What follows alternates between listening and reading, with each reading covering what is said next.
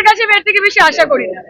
CBI এর যে conviction rate আছে, আজকে যাদের কলকাতা পুলিশকে 3 দিন দিতে কষ্ট হচ্ছিল, সিবিআই 12 দিন সময় নিয়েছে, অথচ এখন অব্দি কিছু আলাদা করে বার করতে পারে।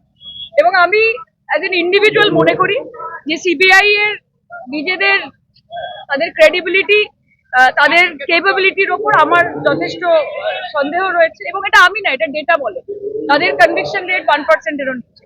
কিন্তু এত মানুষ, হাজার হাজার মানুষ পথে নেমেছেন, জাস্টিসের জন্য নেমেছেন।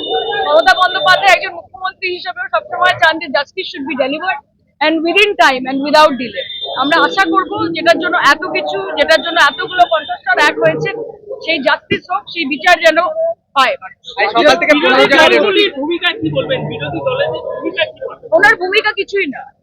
বিরোধী দল বলে প্রথম কথা পশ্চিমবঙ্গে কিছু নেই, এবং যারা রয়েছেন তারা শুধুমাত্র রাজনৈতিক উদ্দেশ্য প্রণোদিত ভাবে মমতা বন্দ্যোপাধ্যায়কে কালিমালিপ্ত করার চেষ্টা করছে। মানুষকে একটা জিনিস বুঝতে হবে, আজকে কোনো মুখ্যমন্ত্রী চান না যে তার শাসনকালে তার রাজ্যে এরকম ঘটনা ঘটবে। এবং যেখানে মমতা বন্দ্যোপাধ্যায় তিনি মহিলাদের, মা বোনেদের সরকার চালাবেন, এটা আমরা বলি না, এটা গোটা দেশের এনসিআরবি রেকর্ড বলে যে কলকাতা হচ্ছে সর্বপ্রথম ইন ওমেন সেফটি। এটা নরেন্দ্র মোদীর কেন্দ্রীয় সরকারের ডেটা বলে, আমাদের কাউকে কিছু বলার নেই। একটা ঘটনা ঘটেছে, আমরা প্রত্যেকে শোকাহত, আমরা মর্মাহত, এবং আমরাও প্রথম দিন থেকে বিচার চাই।